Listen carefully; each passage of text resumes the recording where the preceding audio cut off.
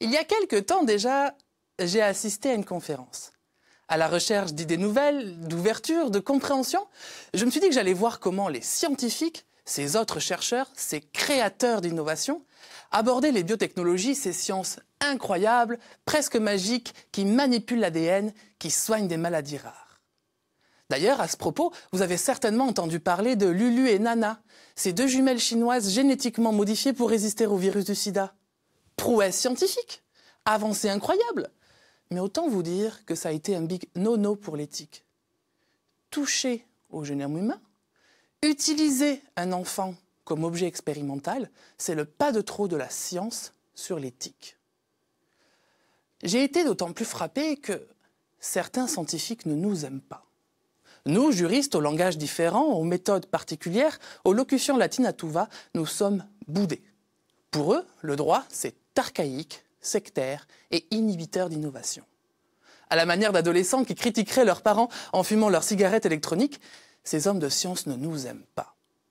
Mais devons-nous rester ennemis ? Comment surpasser cette incompréhension qui nous divise ? La loi, ce n'est pas la mère autoritaire, méchante et sadique qu'ils décrivent. Je la connais.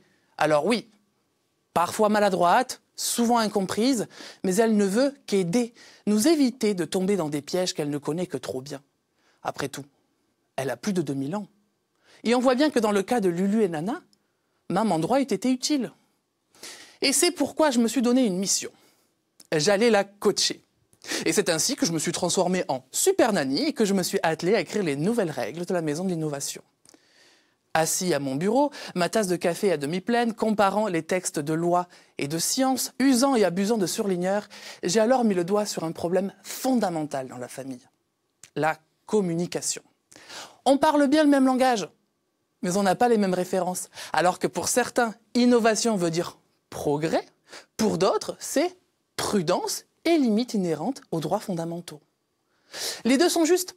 Il existe autant de vérités qu'il existe de personnes. Et justement, vous l'aurez compris, mon travail de thèse, c'est d'harmoniser ces vérités, ces points de vue, d'apporter une communication dans la famille, de faire en sorte que le droit bénéficie aux biotechnologies, notamment lorsque celles-ci peuvent sauver des vies, que ce soit dans la recherche ou leur commercialisation, sans pour autant contredire les principes éthiques et économiques qu'il défend. Comment encadrer le progrès sans le brider en somme ? Après tout, il faut que jeunesse se fasse. Et pour ce faire, je compare plusieurs textes et lorsqu'ils se chevauchent, je propose une simple modification. Il n'y a pas de réponse magique, jamais en sciences juridiques, seulement un équilibre à trouver. On a tous besoin de liberté, on a tous besoin de stabilité, et dans cette faction qu'est l'innovation, ma thèse tente d'apporter un équilibre à ce foyer.